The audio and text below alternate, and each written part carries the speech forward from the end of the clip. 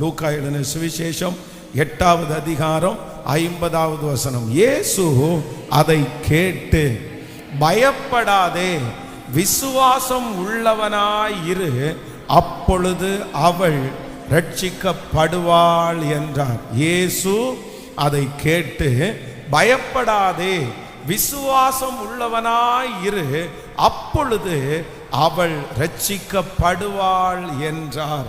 கர்த்தருடைய பிள்ளைகளே, இன்றைக்கு இந்த 15வது நாள் ஆண்டவர் நமக்கு கொடுக்கிற ஒரு நல்ல வாக்குத்தத்தம் என்ன அப்படின்னா, பயப்படாதே, விசுவாசம் உள்ளவனாயிரு, அப்பொழுது அவள் ரட்சிக்கப்படுவாள்.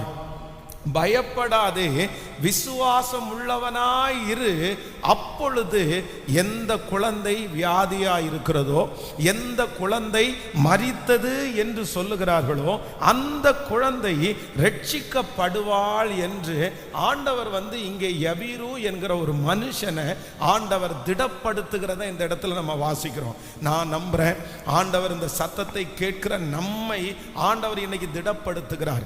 எப்படி திடப்படுத்துகிறார் அப்படின்னு சொன்னா, நீ பயப்படாத, நீ விசுவாசம் உள்ளவளாயிரு, நீ விசுவாசம் உள்ளவனாயிரு.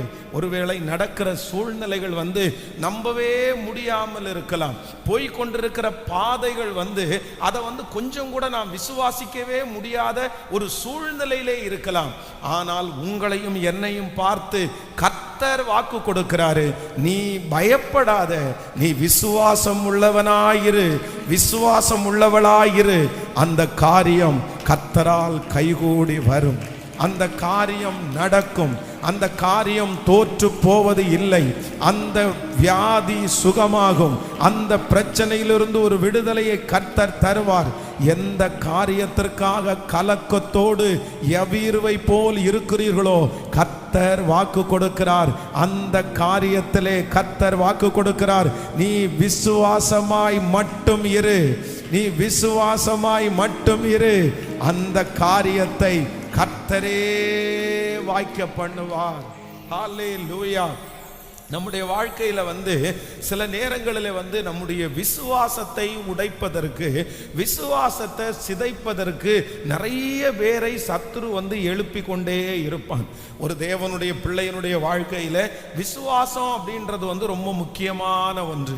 விசுவாசத்தை துவங்குறவரும் முடிக்கிறவருமாகிய கர்த்தர் நம்முடைய விசுவாசத்தை தட்டி எழுப்புறதற்கு ஆண்டவர் நிறைய பாடுபடுவார், நிறைய சாட்சிகளை நமக்கு முன்பாய் கர்த்தர் காண்பிப்பார்.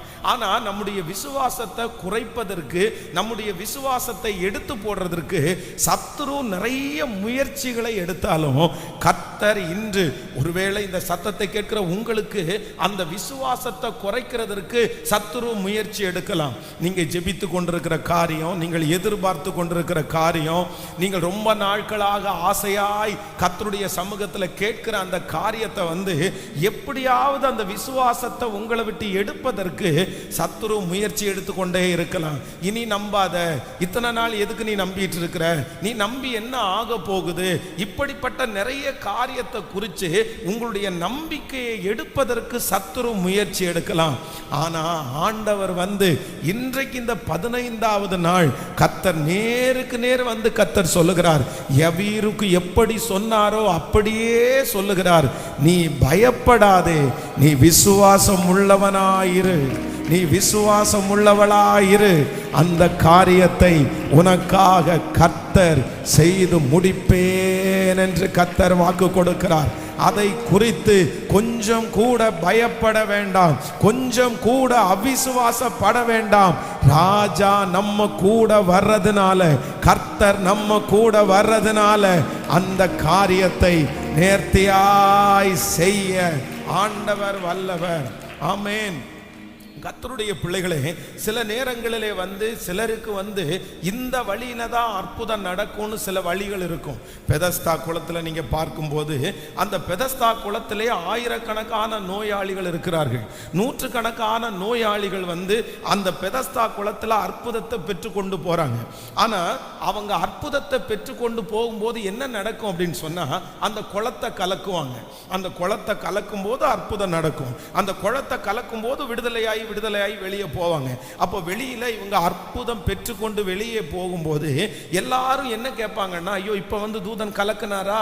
உடனே ஆமா இப்போ வந்து கலக்குனார். ஆனா அந்த பெதஸ்தா குளத்துல இருந்து ஒரே ஒருவன் மட்டும் எப்படி வரான் அப்படின்னு சொன்னா, அவன் விடுதலையாக்கப்பட்டு வெளியே வர்றான்.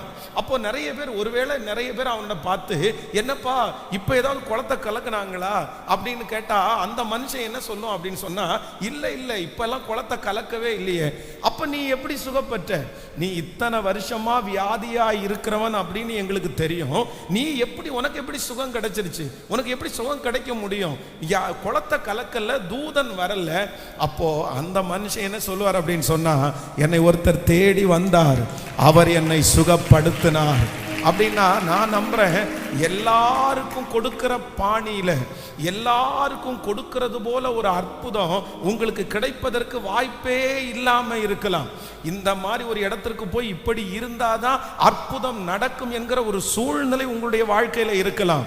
ஆனா நான் நம்புகிறேன், என்னுடைய ஆண்டவர் உங்களுக்கு அற்புதம் செய்யணும்னு நினைச்சாருன்னா எல்லாருக்கும் செய்கிறது போல அல்ல, கர்த்தர் உங்களுக்கு மட்டும் ஸ்பெஷலா தனியா இதுவரையிலும் யாருடைய லிஸ்ட்லையும் இல்லாம, இதுவரையிலும் யாருடைய யோசனையிலையும் இல்லாம, இதுவரையிலும் யாருடைய நாலேஜுக்கும் இல்லாம ஒரு அற்புதத்தை நமக்காய் கர்த்தரால் செய்ய முடியும். ஹல்லேலூயா. ரத்னபுரியில சுப்பாத்தாள் ஸ்ட்ரீட்ல வந்து ஒரு விசை ஒரு குடும்பத்திற்காக ஜெபிக்கிறதற்காக போனேன். அப்போ ஜெபிக்கிறதற்காக போகும்போது ஒரு பச்சை குழந்தைய, ரெண்டாவது ஒரு குழந்தைய அவங்க கையில வச்சிருந்தாங்க. அப்போ அந்த ரெண்டாவது குழந்தைய வச்சிருக்கும் போது அவங்க ஒரு சாட்சியை சொன்னாங்க, பாஸ்டர் ஆண்டவர் வந்து எனக்கு செய்த அற்புதத்தை அப்படின்னு. அவங்களுக்கு என்னன்னா, இந்த சின்ன வயசுலயே வந்து அவங்க வந்து காலேஜ் படிச்சுட்டு இருக்கும்போது அந்த சிஸ்டருக்கு வந்து அப்ரண்டிஸ் அப்படின்ற ஒரு பலவீனம் வந்து, அப்போ ஏதோ ஒரு சின்ன கோளாறுல இந்த கர்ப்பப்பைக்கு போகிற ஒரு டியூப்ல வந்து அது ஒரு சின்ன பிரச்சனையாகி அதை கட் பண்ணி எடுக்கக்கூடிய ஒரு சூழ்நிலையிலே அவர்கள் தள்ளப்பட்டாங்க. அப்போ வந்து அது ஒரு 2 டியூப் இருக்கும்னு நினைக்கிறேன், சரியா தெரியல. அந்த இடத்துல ஒரு பிரச்சனை. அப்போ வந்து அதை வந்து ஆப்ரேஷன் பண்ணி அதை கட் பண்ணி எடுத்துட்டாங்க. அப்போ டாக்டர்கள் வந்து அப்பவே என்ன சொல்லியிருக்கிறாங்கன்னு சொன்னா, இல்லை திருமணம் ஆனா கூட உங்களுக்கு வந்து குழந்தை பாக்கியம் கிடைக்கிறது வந்து கஷ்டம், அது வந்து நடக்காது, ஏன்னா டியூப் இந்த இடத்துல கட் பண்ணப்பட்டிருக்கு அப்படின்னு சொல்லியிருக்கிறாங்க. அப்போ இவர்களுக்கு திருமணம் ஆச்சு. திருமணமாகி ஒரு சில ஆண்டுகள் வந்து குழந்தை, கிட்டத்தட்ட ஒரு 4 வருஷமா குழந்தை இல்லை. குழந்தை இல்லாத உடனே அவருடைய கணவனார் வந்து இதை கேள்விப்பட்டார். இந்த மாதிரி இவங்களுக்கு வந்து காலேஜ் படிக்கும்போது இந்த மாதிரி ஒரு ஆப்ரேஷன் நடந்திருக்குது, அதில் வந்து ஒரு டியூபை கட் பண்ணி எடுத்துட்டாங்க, அதனால தான் குழந்தை பிறக்கிறதுக்கு தாமதம் ஆகுதுன்னு சொன்ன உடனே இவர் ரொம்ப ஃபைட் பண்ண ஆரம்பிச்சிட்டாரு. இந்த மாதிரி ஒரு ஏமாத்தி என்னை நீங்கள் கல்யாணம் பண்ணி வச்சிட்டீங்க, எனக்கு குழந்தையே பெத்தெடுக்க முடியாத மாதிரி ஒரு பொண்ணை கல்யாணம் பண்ணி வச்சிட்டீங்க அப்படின்னு சொல்லி பெரிய பிரச்சனை உண்டானதுனால இந்த சிஸ்டர் டெய்லி காலையில் அவருடைய கணவனார் வீட்டை விட்டு போன உடனே ரூமை சாத்திட்டு ஒவ்வொரு நாட்களும் முழங்கால் படிட்டு டெய்லி அழுதுட்டே இருந்திருக்கிறாங்க. கரெக்டா ஒரு 3 months, ஒரு 3 மாதத்துல கர்த்தர் அவர்கள் கருதரிக்கும்படியாய் கர்த்தர் உதவி செய்தார். கர்த்தர் அவர்களுக்கு குழந்தை பாக்கியத்தை கர்த்தர் தந்தார். அப்போ அவருடைய ரிசல்ட்டை பார்த்த அந்த டாக்டர்ஸ் வந்து, நீங்க வந்து கருத்தரிக்கிறதுக்கு வந்து வாய்ப்பே இல்லை, ஆனா நிச்சயமா நீங்க ஏதோ உங்களை நீங்க வழிபடுகிற அந்த கடவுள் தான் அப்படி செய்திருக்கிறார். இன்றைக்கு ஒரு குழந்தைக்கு ஆண்டவர் 2 குழந்தையை கொடுத்து கர்த்தருளை கிருபையாய் நடத்தி இருக்கிறார். அப்போ ஆண்டவருடைய பிள்ளைகளை ஒன்று நினைத்து கொள்ளுங்கள், எல்லாரும் கடந்து போகிற வழி, எல்லாரும் போகிற வழியிலே உங்களுக்கு அற்புதம் நடக்காமல் இருக்கலாம், எல்லாரும் போன பாதையிலே நீங்க திரும்பி வந்திருக்கலாம். சிலருக்கு சில பிரேயருக்கு போன உடனே அந்த பிரேயர்ல நீங்க இருந்த அதே பிரேயர்ல நிறைய பேருக்கு அற்புதம் நடக்கலாம். ஆனா நீங்க அதை வெறுமையாய் நீங்கள் திரும்பி வந்திருக்கலாம்.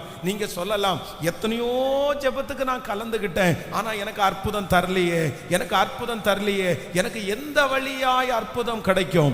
நான் விசுவாசிக்கிறேன், ஆண்டவர் உங்களுக்கென்று ஒரு தனி பாதையை, உங்களுக்கென்று ஒரு தனி அற்புதத்தை, உங்களுக்கென்று ஒரு தனி காரியத்தை, யாரும் கடந்து போகாத, யாரும் இதுவரையிலும் பெற்றுக்கொள்ளாத உங்க சாட்சி ஒரு ஸ்பெஷலா மாற போகிறது. இதுவரையிலும் யாரும் சொல்லியிராத ஒரு சாட்சியை நீங்கள் சொல்ல போகிறீர்கள். யோசேப்பை சாட்சி சொல்லும்படியாக எழுப்பி விட்டால் யோசேப்பு சொல்லுவார், யாருக்கும் நடக்காத ஒரு காரியத்தை கர்த்தர் எனக்கு செய்தார். அதே போல இன்றைக்கு இந்த சத்தத்தை கேட்டுக்கொண்டிருக்கிற உங்களுக்கும் கர்த்தர் வாக்கு கொடுக்கிறார். இதுவரையிலும் யாரும் கடந்து போகாத ஒரு புதிய சாட்சியை கர்த்தர் உங்களுக்கு தருவே. நம்புறவங்க கைகளை தட்டி கொண்டே ஆமென். என் பலனாகிய கர்த்தாவே, நான் உம்மையே நம்பி இருக்கிறேன். கண்டிப்பாக நான் கைவிடப்படுவது இல்லை, கைவிடப்படுவது இல்லை. என் கால்கள் சறுக்கும் போது உம்முடைய கிருபை என்னை கிருபையாய் தாங்குது. எத்தனை பேர் ஆமோதிக்கிறீர்கள்? நமக்கென்று கர்த்தர் ஒரு தனி வழியை. கரங்களை தட்டி ஹalleluya.